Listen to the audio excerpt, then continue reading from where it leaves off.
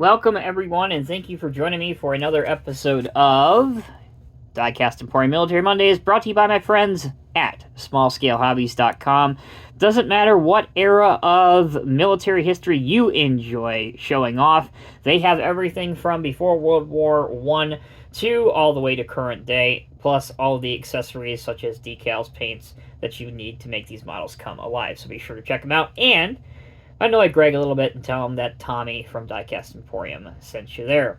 Alright, we have already showcased several times the M2 M3 series of Bradley infantry fighting vehicles and cavalry fighting vehicles on this channel, so I'm not going to bombard you and bore most of you that only care about the models and not the real machine with some technical details about the real one, but I will tell you that this model specifically is an Artitec 187 scale kit, HO scale kit, of a US military M2 Bradley IFV for infantry fighting vehicle that is based on a infantry fighting vehicle, an M2 from the first Gulf War, Operation Desert Storm, of course.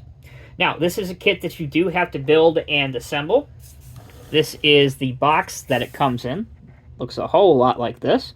And you can see that it does come with some accessories and decals that you can place on your tank. You probably...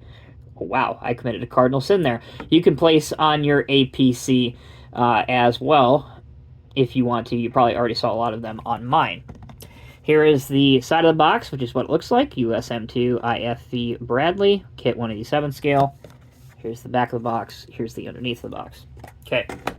As for instructions, this model kit could not be any more simplistic, which is a good thing for me.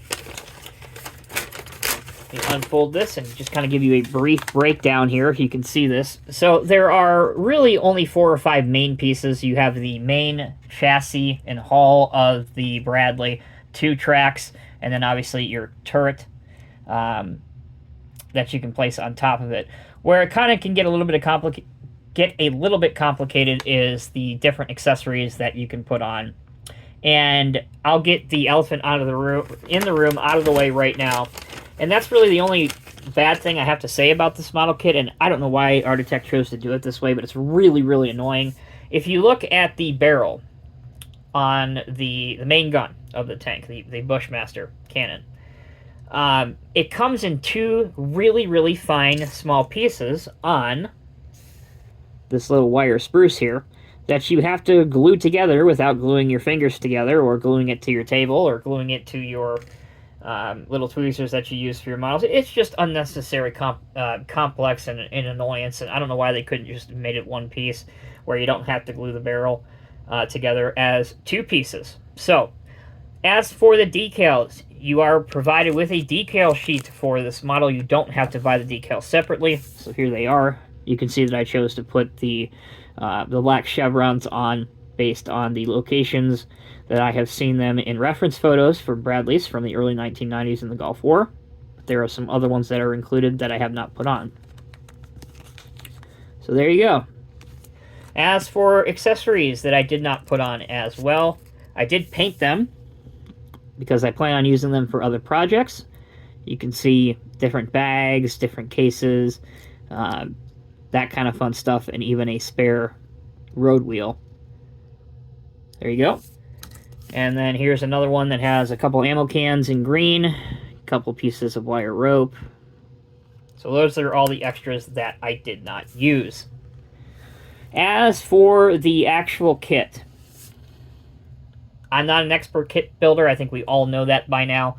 But I'm really pleased with how this turned out. It is painted in Tamiya light sand with the tracks in Tamiya black rubber. They've been highlighted a little bit.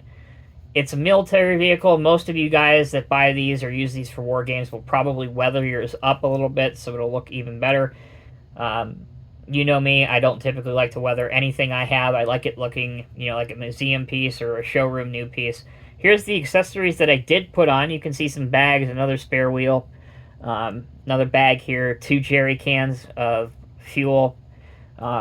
You are provided with different hatches. You can do one up or one down. This one I had the commander's hatch up. Here's some more accessories.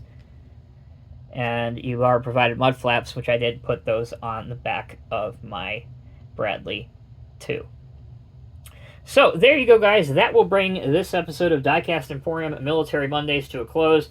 I know I didn't touch about any characteristics of the real vehicle. If you want to learn more about the Bradley, check out the link right here at the top corner of your screen, and you can learn all about it in the first Military Mondays video I did showcasing the Bradley Infantry Fighting Vehicle and Bradley Cavalry Fighting Vehicle and the differences between the two.